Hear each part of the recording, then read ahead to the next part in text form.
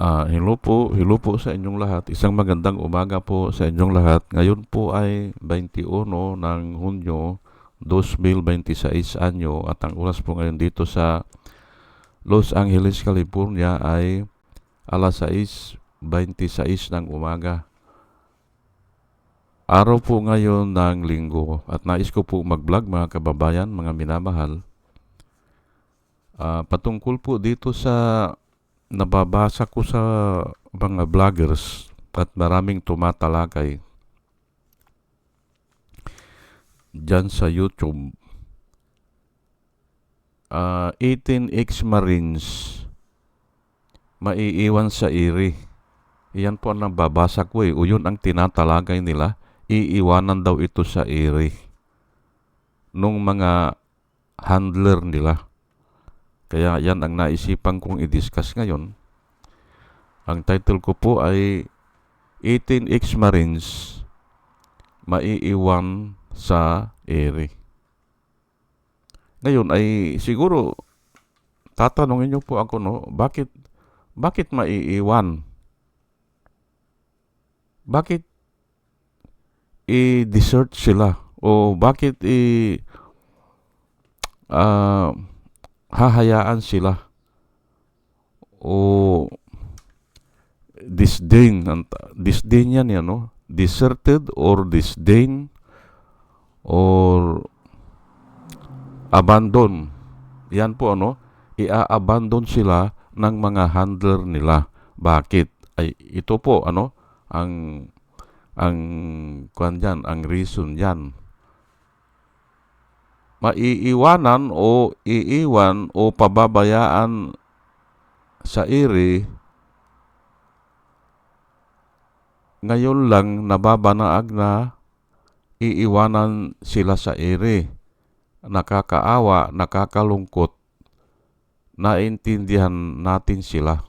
Ang ibang tao ay may galit at habag sa kanila. Ayan po, ano? Pero sa ngayon ay lumiliit na yung galit. Dati galit pero ngayon naaawa na sa kanila. Ganun po yan Nagsisip kasi yung galit papunta ng awa. Naaawa na sa kanila. Ngayon, iiwanan sila dahil wala namang ebidensya. Ayan po, ano? O walang pruweba. Walang dokumento, lalo na walang tao o mga tao na mag-testify na totoo ang sinasabi nila. Mahalaga po yun Mahalaga. Kailangan, halimbawa, isang Marine, hindi ba? Isa na lang kasi iisa ang sinasabi nila Grupo nga daw sila Pero iisa ang sinasabi nila na sila ay nagdala ng malita doon sa bahay ni ganito, ni ganyan, o sila ay nag-deliver ng malita. Dapat doon may dalawang tao na mag-testify, oo, nakita ko yan, na nagdala sila. O dapat ganun. Ay wala At sino naman ang mag-testify na ganun? Ay simple ay yung kahit na yung mga dinaanan nila o aywan ko lang kung pwede ang gwardiya kasi hindi naman yung gwardiya naman hindi naman pupunta doon sa bahay para dalhin yung malita. Hindi Maaring dumalang doon sa kanila ganong oras o ganong araw. Dumaan sa gate at nai-record nila. Pero hindi pa rin sapat yun. Sino nga ang mag-testify sa kanila? Wala Sinong tao ang mag-testify sa kanila na nakita sila na nagdala sila ng mga malita? Yun po Kaya iiwanan yan. Wala nang pruweba, wala pang dokumento na yan po ang hinahanap ng batas. Yung requirement po na nanggaling naman yan sa Biblia. Nanggaling po yan. Alam nyo po, lahat ng umiiral sa atin na batas dito ay naandun na yan nung ibinigay kay Moses o nung panahon pang ni Jesus Christ 2,000 years ago. Kaya hindi na bago ito na kailangan ay mayroong dokumento, mayroong mag-testify, at mayroong mga pruweba. O, tatlo na lang, hindi ba? Tatlo na lang. O, ay wala eh. Paano nilang itataguyod yan? O paano nilang ilalaban yan? Wala eh. Nagsalita lang sila, tapos siguro ay uuwi na sila. O, ay ngayon ata, didimanda na sila eh. Kaya nga nakakaawa yan eh. Ngayon ay, although na ito ay tinalakay ko na, tatalakayin ko naman po at ganito po ang pakay ko po, mga kababayan, mga minamahal, para ma-inform yung mga tao, para hindi sila nalilito. Kasi ang pagkaakala ng mga tao, may magtestimony lang o may magpatutuo lang ay okay na yon. Hindi po. Sa pamantayan ng Diyos, sa pamantayan ng ating umiiral na batas o batas ng tao, na kinupya naman yan sa Diyos eh. Kinupya po yan sa Diyos eh. O noon pa yan, kay Moses pa sinabi yan. O ay ngayon, ay babanggitin ko na naman po ito, itaas ko lang, ayan. Itong verse na ito, tinignan ko kagabi, ang dami palang ganito. Ang dami, sa Book of John lang, ay marami pala itong ganito. Opo. Ang kasulat po ay sa John 8, verse 13. Ito po ang nakasulat. The Pharisees challenge him. Sino po? China-challenge nila si Jesus Christ. Here you are, appearing as your own witness. Your testimony is not valid. Ayan po. Yan po, ang dami palang ganito nakasulat. Sa Book of John lang siguro mga 3 chapter, mayroong ganyan nakasulat. China-challenge siya na here you are again testifying for yourself, your testimony is not valid or your testimony is nothing. Yun po. Hindi ba? Ngayon ay ihahambing natin dito sa mga 18 Marines, yung testimony ba nila, valid ba yan? Hindi po kasi nga ay sila lang nagsasalita eh. Oh. Kung mag-testify sila na sila lang o patungkol sa kanila o patungkol dun sa ginawa nila, ay sila nga ang bida eh, hindi ba? Binibida nila ang sarili nila eh. Hindi po tatanggapin yan. Not valid nga eh. Oh. At hindi po akong nagsasabi niyan. Ay, si Jesus Christ, inacknowledge din yan eh. If I testify for myself, inulit niya lang my testimony is not valid, sabi niya. Oh. Adi, umaayon din siya. At yan ay 2,000 years ago eh. Nakasulat na yan eh. Oh. Ang dami ng gobyerno na dumaan, hindi ba? Ang dami na. Ang dami na.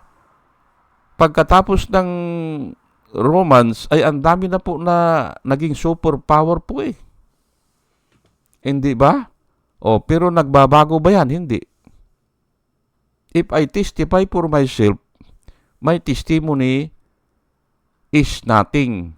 Ay oo nga naman, ay kasi sa makabagong parlance ngayon o sa mga yung salita na uso ngayon ay binubuhat mo ang iyong bangko. Yun ang sabi nila. Ay sino maniniwala sa iyo? Binubuhat mo ang iyong bangko, sabi nila. Umayabang, hindi ba? Kasi nagtitestify ka sa sarili mo eh. Oh. Hintayin mo na ang ibang tao magtestify patungkol sa iyo. Yun po ang ibig sabihin yan. Ngayon ay ito po saan ba nanggaling yan? Ay dito nga sa Deuteronomy. Oh. Deuteronomy 19 verse 15. One witness is not enough to convict anyone accused of any crime or offense they may have committed. Ayan po, iisang witness lang, hindi uubra. Cannot convict. Okay. At inulit pa ito, a matter must be established by the testimony of 2 or 3 witnesses. Yan po ang palatuntunan na ibinigay kay Moses doon sa Deuteronomy. Kailangan may 2 tao o 3 na mag-testify patungkol dyan sa mga Marines na yan, yung grupo ng Marines na yan, kailangan nila ng 2 tao o 3 tao na mag-testify na tama yung sinasabi nila. Ayan po Kaya nga hindi valid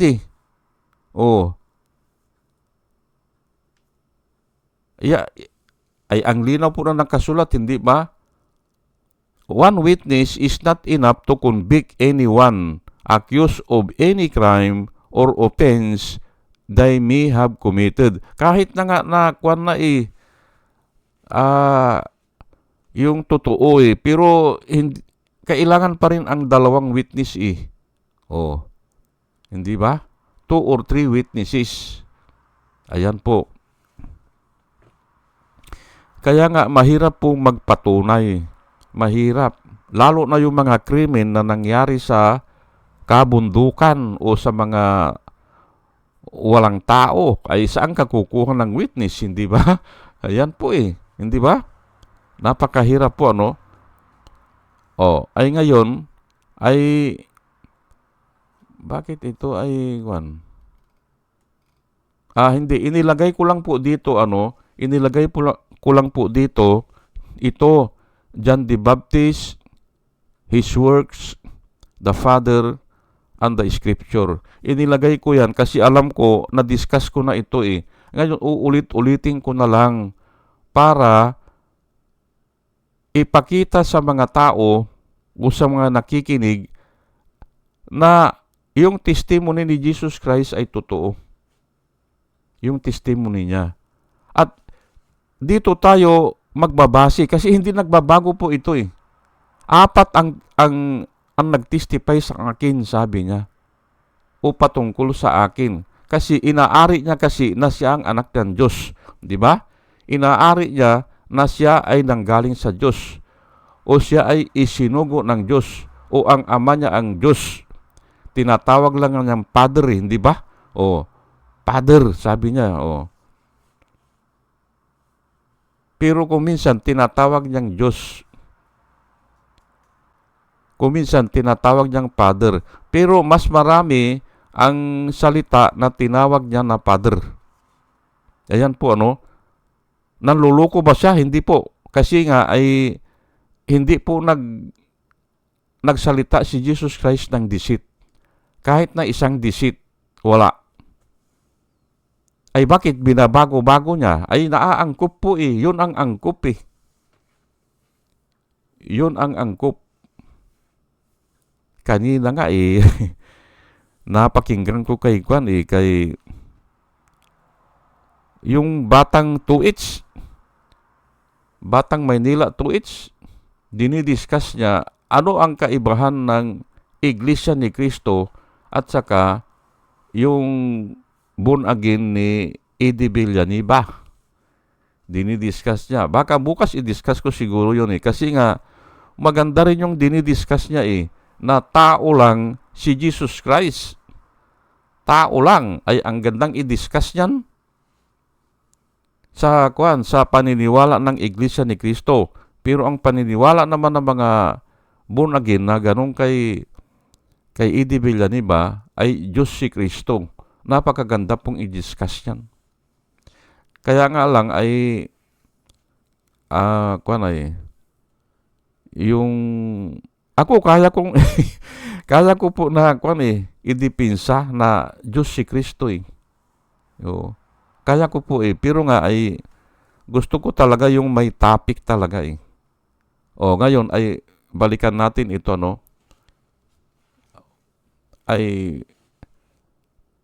ang sabi kasi ni Jesus Christ ay kasi hinahanapan siya ng yung mga ebidensya. Hinahanapan siya ng mga proof at saka yung tao na mag-testify sa kanya. Ngayon ito binanggit niya.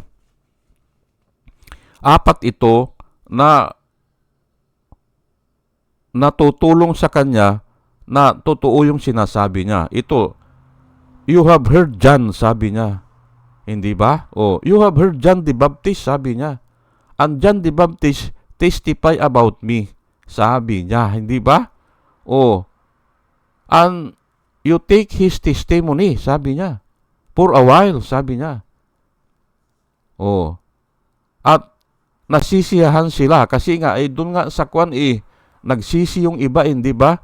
Kasi si John ay nagbabaptize yung water baptism. Ang dami nagpapabaptize. And for a while, kaya sinabi niya for a while ay nasisiyahan kayo o pinaniniwalaan nyo. Pero siya ang nagtestify sa akin. Kung humahanap kayo ng testimony ng man, sabi niya. Pero ako, hindi ko kailangan ang testimony ng man, sabi niya. Hindi ko kailangan ang testimony ng tao, sabi ni Jesus Christ. Ang pangalawa ay yung mga gawa niya. Mahalaga po yung gawa Mahalaga. Kasi, siyempre, may nangyari Yun ang ipapakita mo. O may gawa na nangyari, o may resulta na nangyari. Kaya, yun ang ipapakita. O yun ang magtitestify kay Jesus Christ. If I do not do the works that I do in front of you, wherein no one else can do not believe me, sabi niya. But even though you do not believe me, ang sabi ni Jesus Christ, even though you do not believe me, believe the works, sabi niya. Paniwalaan nyo naman kanya yung mga trabaho ko, sabi niya. Nagbuhay siya ng patay, hindi ba? Nagpagaling siya ng bulag. Man born blind. Na wala pa nakagawa pala niyan sa history ng mundo. Wala pa nakagawa niyan. Si Jesus Christ lang. Yung man born blind na nakakita. Noon lang panahon niya. Ayan po, hindi ba? Ano pa? Yung Father, sabi niya, nag-testify sa akin yan. Yung Father. The Father testify about me. Yung nga siguro, yung narinig nila na kumulog, hindi ba? Parang kulog na narinig nila. This is my beloved Son, in whom I am well pleased. Doon sa ilog ng Jordan. At doon na naman doon sa Mountain of Transfiguration, narinig na naman ng tatlong disipulo. This is my beloved Son, in whom I am well pleased. Hear Him. Pakinggan nyo siya, hindi ba? Yun ang sabi ng Ama. Ay natakot nga yung tatlong disipulo kasi nga hindi nila matitigan si Jesus Christ kasi nag-transfigure. Maliwanag pa sa araw, hindi ba? Maliwanag pa sa araw, ay paano hindi ka yuyuko dyan? Paano hindi ka magtatakip ng mukha mo dyan o mata? Hindi ba? Dumapa sila sa lupa kasi hindi nila kaya. Ngayon, ang susunod ay yung scripture. Pang-4. Ang scripture po ay dokumento. Ay itong mga nag-testify na ito, na 18 Marines, wala silang daladalang dokumento. The scripture, sabi niya, ni Jesus Christ, testify about me or wrote about me. Sabi niya. Ang dami ang nakasulat patungkol kay Kristo yan ang mag-testify sa akin, sabi niya. You search the scripture, sabi niya, because you believe in them, you will have eternal life. But they testify about me. Yung mga scripture na nasulat. Hindi ba? Ay kailangan ang dokumento ay balikan natin, Bakit iiwanan sa iri? ay ayan nga, iiwanan sila sa iri kasi nga wala silang dokumento. O, piki. Yung mga pinagsasabi nila, iiwanan talaga. Pero nga, ang napapansin ko ngayon, ay naaawa na yung mga tao sa kanila. Kasi alam nila mahirap lang ginagamit lang at mayroon pang balita na dahil wala na yung bus nila, wala na nagpapasahod sa kanila. Ay baka 50,000 ang sahod niyan isang buwan ay biglang nawala yun, ay hahanap yan, hindi ba? Oo. Ayan po, hahanap talaga ng pagkakitaan yan. Oo. Kasi mga kwan po yan mga dishonorable discharge. Ay yung nga lang ma-discharge ka wala ka ng sahod, wala ka ding benefits, wala ka din yung pensyon. Kasi ang pensyon ay kung naatin mo yung 30 years in service. O yung age of, aywan ko, 55 ata ang retirement nila dyan Yun ang may mga pensyon. Pero yung na-discharge ka, wala yan. Kasi nga, hindi mo nga natapos yung mga kontrata mo Kontrata din po yan Oh. Yung maging Marines o una, 4 na taon o 5 taon yan Susunod na naman, ganun na naman. Pangatlo, ayun, tatapusin mo na kasi sarhento ka na noon o technical sergeant ka na Ganun po yan. At yun lang ang nagkakapensyon, yung mga retired. Pero yung mga dishonorable discharge, ay may mga kaso po yan Kaya nga ay ang feeling ng iba ay naaawa na lang sila o may compassion sila. Dahil nga sa ganyan, ginagamit sila ng mga politiko.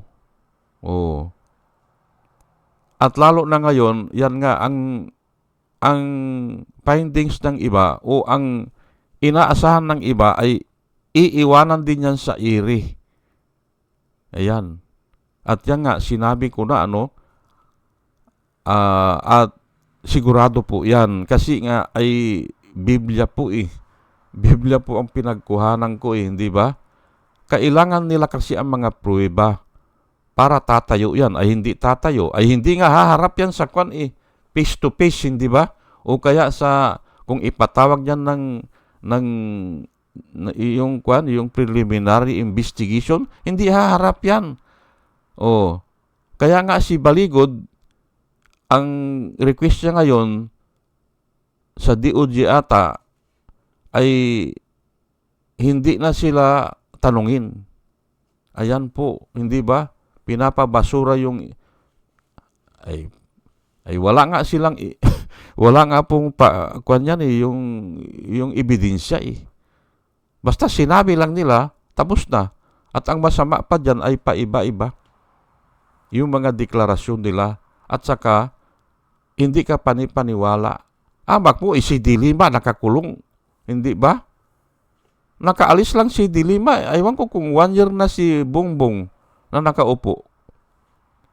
Halos mag 7 years po yan. Tapos, nung nakalaya siya, hindi naman siya congressman Civilian lang siya 2025 lang yan, naging congressman. Paano nilang magdi-deliver sila ng pira dyan? Kaya nga, binabago-bago nila At yun na nga, ang sinasabi ko, lahat ng mga senador o mga congressman na nahinto, walang mga kanyan, walang flood control project yan kasi nahinto sila Ang may mga flood control project, yung walang hinto na naging senador 12 years o yung mga congressman na matagal na. Pero yung mga bago o yung nahinto, wala yan. Ganun kay Bongbong Marcos lang yan Paano mo kakasuhan si Bongbong Marcos ng flood control project? Ay wala naman siya sa gobyerno. Hindi ba? At saka, hindi naman niya ito ang sasabihin ko sa inyo, hindi naman niya naigusar ang pagka-presidente niya Yung first year, hindi Kasi hawak din ni Duterte lahat ng gabinete. Hindi ba? At yung nga, okay, si Romualdez ay maari siya ang nag-assign. Pero ang mga alipuris din ni Duterte ang humahawak ng mga project. Yan ang napansin ko. Kaya hindi ako naniniwala na si Romualdez ay malaki ang pira na nakuha niya. Hindi. Nung panahon nga ni Duterte, kwan lang yan Aywan ko kung majority lang yan o ano. Kaya hindi ako naniniwala At nung naging speaker siya, ay parang kwan lang siya yung walang power. Wala Walang power po yan. Kasi nga pinakikialaman pa ng mga tao ni Duterte. Sila pa rin ang kumukubra. Sabihin ko sa inyo, ay nung bandang huli na nga, dahil nag-away-away na siguro umaangal na rin yung mga supporter ni Bongbong Marcos, ay bakit ganito? Bakit sila ang kumukubra? Ay wala. Parang mayor lang po yan yung waiting. Siyempre kung hindi ka na mayor, ay bakit ikaw pa ang kumukubra? Di ba? Sabihin ko po sa inyo, kasi ako ay hindi naman lingid sa atin yan The moment na nag-step down na ang mayor, yung waiting, ang may hawak na, yung nakaupo. Hindi ba? Dapat ganon ay hindi Ang nangyari po ay yung mga alipuris pa ni Duterte kasi nga ay unity team, kasi nga ay sila daw nagpanalo, kasi nga ay kisyo sila ang sila ang alam ko nga dinaya lang yung eleksyon hindi ba? Parati kong sinasabi dito sila ang nagpanalo, sabi nila hindi mananalo kung hindi kay Sara, sabi niya, o hindi sa mga Duterte. Ay maaari nga totoo yan, kaya ay parusa po yan Ngayon po, ang mangyayari niyan ay baka si Bongo na yumaman si Bongo dahil sa mga Duterte ay hindi nila din maasahan yan. Kasi nga, iyan po ang sinasabi ko na po sa inyo, iyan po ang parusa ng kapalaran. Yan po, o kung ay ako, Diyos ang tawag ko dyan, parusa ng Diyos yan. Na kung saan si Bongo naging bilyonaryo nang dahil sa kanila, pero sa bandang huli ay hindi naman pala sa kanila at maari pa silang idiin, hindi ba? Ididiin pa sila para i-safety ang sarili ni Bongo. Ayan po ang nakikita ko dyan. Napakasakit, hindi ba? Ay wala tayong magagawa. Ay ganyan po talagang tadhana Hindi ba? Ganyan po talaga. Sige po, hanggang dito na lang po at bago po ako mag-umpisa, nananalangin po ako sa Panginoon na sana ay sa ating pakikinig ay bigyan niya tayo ng wisdom na nanggagaling sa Kanya. At muli mga kababayan, mga minamahal, isang magandang umaga po sa inyong lahat. At salamat po sa inyong pakikinig. Salamat po ng marami. Salamat po.